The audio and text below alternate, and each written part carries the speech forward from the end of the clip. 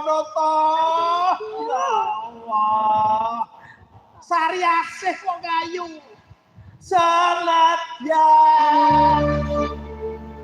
nyarungi urusan pondro tresna Gandrung ya gandrung. lah sini ngarep blekok moncor ternyata muncrat Iki mboke lho mantap. aku ki kuwi lho sing tak gandrungi nyapa nggawa mentok ngene Kok mentok tresna kurang bakal hilang ya Allah ya wis karo mboke ae lho nyapa lho. Pak polisi pelanggaran ada pelecehan. Masa wong wedok orang lanang kosot-kosotan ning ngarepku. Lah nek banci ya lho kok. Kudune aku. Rikolone pendopo Pasewakan Agung sing kepleban ki ya iki jebles disulapo kaping pira tetep iki sing jenenge Dewi Sari Asih Nggih niki. niki apa Saripati. Kok Saripati? Lah wis tumpek karo Pak. Ora tok kisah anak kowe iki sapa? Kok wani-wani oh iki sing ngamar ning anu kene pendopo ndek men ya ya. Ndek mau ya. Oh sing ngongkon bosmu ki to? Oh kowe iki seneng karo anakku. bener Wis seneng karo anakku tenan. Ya wis, ngono, PN. Kudune kowe ora ngono to. Lah piye? Kudune melarang, tidak bisa, tidak boleh mosok arep dirabi karo siluman bajul. Asih cantik lho Mas kalem Mas sareh Mas. aku nek wis wayahe bedhidhe kene iki pancen yo Lah pra yo mungkret to Mas. ya ora iso berjamu jare Sareh. Sliramu ki arep pengen karo putraku ki yo rayunan sing apik ngono. cantiknya pacarku si apal kabeh Ijek apa laku kuwi kok yo. nah, iya.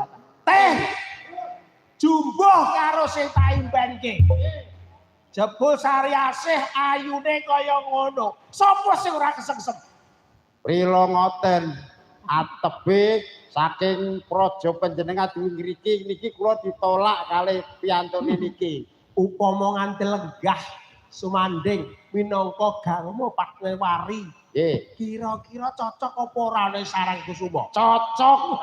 Sosok wadahe kendi cocok rasane ati. Piye? Perkarane putraku ki nolak. Putraku ki lak bapake Yuda. Lah ya Yuda ki adikmu, mosok arep rabi karo like, kan ora to Sas. Pikir ngono lho Sas. Celuk kok celuk. Iki toprak ya celuk. Tak tone wajur lho engko. Oh. Ket sore kene wis serius e. Pron, niki dirudha paripeksa kalamun to mboten kersa pendhangan purut garwa. Sari Asih ayo ndelok boya. Ayo tak boya.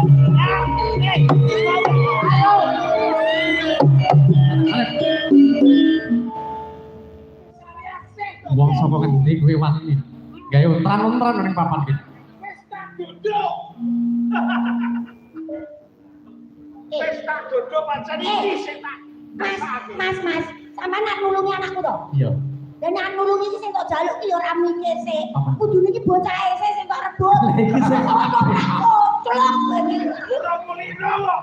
Lah nek sampe kuwi nanti cekese. Perkara wong raman iki ora apa-apa. Lah yo sing di sing dicekel iki bocah ese sing ditulungi. Dibaleni. Baleni. Sari Asih.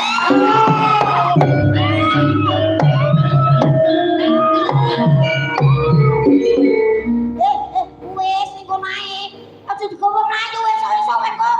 Ngalih. Golek nggon sing apa? Aduh rene. Lah ngono arep nulungi kuwi genah kowe arep nulungi. Ngene lho, Teh. Jenenge nulungi wong wadon. Wong wadon lagi di rudo paring peksa.